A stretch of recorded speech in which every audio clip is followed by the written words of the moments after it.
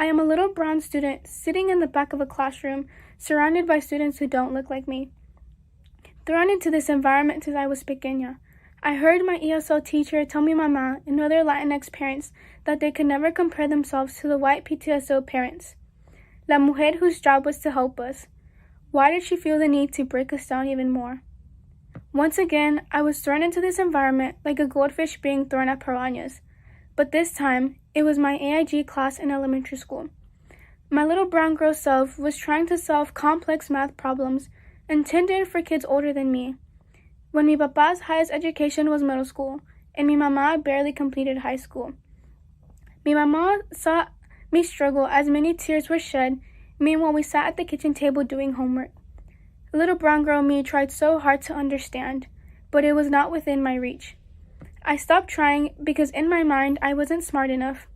I was kicked out of the program and then I was happy. This wasn't the end. This cycle continued as I grew older. I was thrown into high school classes while I was still in middle school. This is when I learned what anxiety and chronic stress are. I ended up in the ER several times, pero esto no me detuvo. Freshman year, I forced myself to take honors classes because that was expected of me. I wanted to make mi mamá, mi papá, and mi hermana proud. I decided it was time to do something because I wasn't the only one feeling this way. Other minority students were facing the same issues. The education system was and is still failing minority students. I began getting involved in clubs in my school that encouraged minority students to become leaders and take harder level classes. I found teachers who became my support system. I finally thought everything was okay. But it wasn't. My senior year, I was getting interviewed by the school board about all the inequities I had experienced throughout my educational journey. And as I was talking about my Mexican heritage, the interviewer asked, "When did you come to the States?" There were several lights shining on me as the camera was recording, and I froze.